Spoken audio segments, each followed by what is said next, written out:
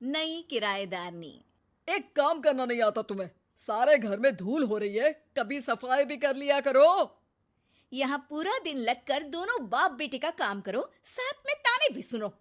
जब मैं बोलती हूँ कि ऊपर वाले पोर्शन में किराएदार रख लो, अरे सफाई भी रहेगी, पैसे भी आएंगे, तब तो किसी को मेरी बात सुननी नहीं होती। हो गया टैप रिकॉर्डर शुरू। ये कहते हुए राज घर से बाहर निकल जाता है, जिसके बाद शिविन अपने कमरे से निकलकर नेहा के पास आता है। क्या यार मम्मी, कितनी बार बोला है टाइम से उठा दिया करो। हो गया ना मैं कॉलेज के लिए लेट। दुनिया की सारे गधे घोड़े बेचकर तो तू सोता है। पता भी चलता है तुझे कि मैं कितनी बार उठाने आती हूँ। बस दोनों बाप बेटों को घर से निकलते हुए लेट होने की फिक्र है।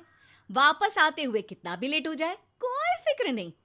ओहो मम्मी, ओवर एक्टिंग मत किया करो।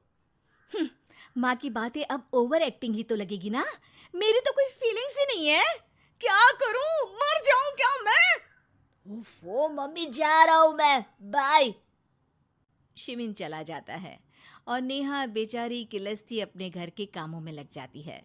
इसी तरह चलती है नेहा की जिंदगी, जिसमें उसके ज्यादा बोलने वाली आदत की वजह से उसका पति और बेटा उसकी फीलिंग्स की कदर किए बिना हमेशा उससे दूर भागते रहते हैं।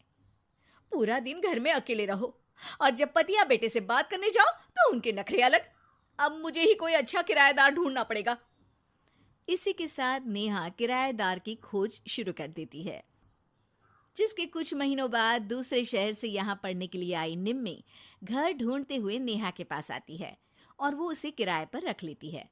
अगली सुबह हमेशा की तरह राज और शिविन अपनी जल्दी में होते हैं कि निम्मी वहां आ जाती है। दीदी, थोड़ी चीनी मिलेगी, वो कल ना राशन लाने का समय ही नहीं मिला।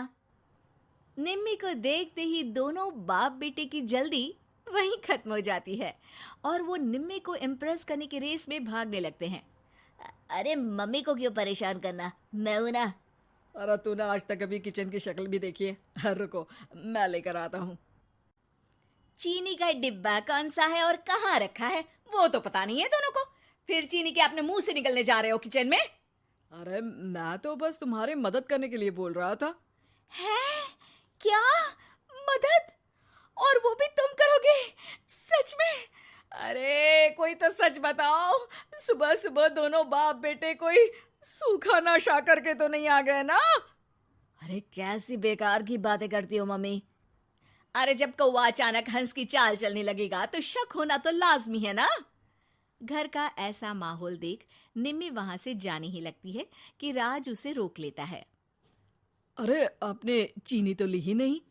इट्स ओके भैया, मैं आज बिना चाय की ही कॉलेज चली जाऊंगी। जहां एक तरफ भैया सुन राज का दिल टूट जाता है, वहीं कॉलेज सुन शिविन खुश हो जाता है। वैसे आप कौन से कॉलेज में हो? इस पर निम्मी जवाब देने ही वाली होती है, लेकिन नेहा टोकते हुए बीच में बोल पड़ती है। अब दोनों को देर नहीं हो रही। हद है इनसे भी, कहीं बात बनने ही नहीं देंगे मेरी तो।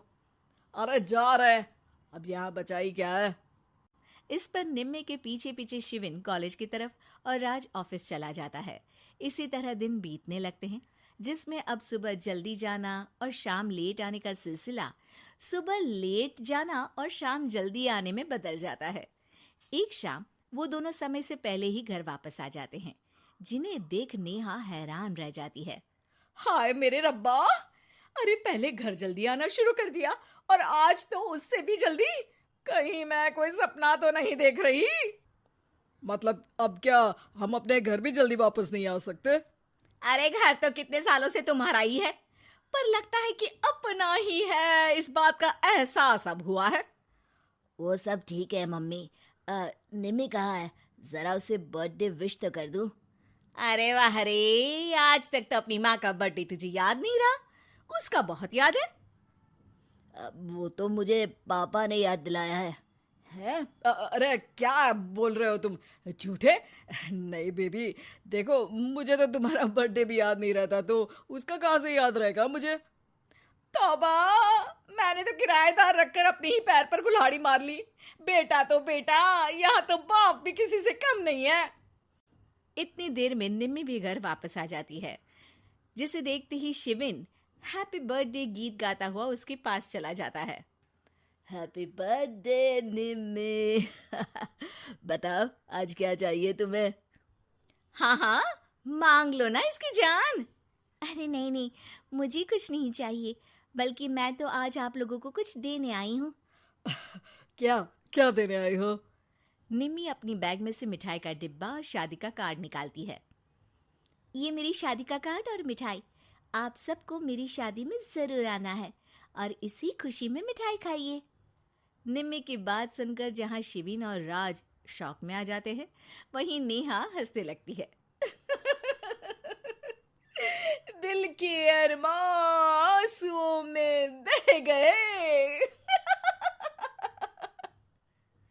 नेहा की बात से कंफ्यूज्ड निम्मी उससे इसकी वजह पूछती है, जिस पर नेहा अपने पति और बेटे की सारी करामातें उसे बताती है। आई कांट बिलीव, आपको मैंने भैया बोला, और शिविन तुम्हें तो मैं हमेशा छोटे भाई की तरह समझती हूँ, लेकिन कहते हैं ना, man will be always man. लेकिन आज से ये विमेन सेम नहीं रहेगी इनके लिए। फिर क्या, बाप बेटे आगे आगे और नेहा झाड़ू लेकर उनके पीछे पीछे।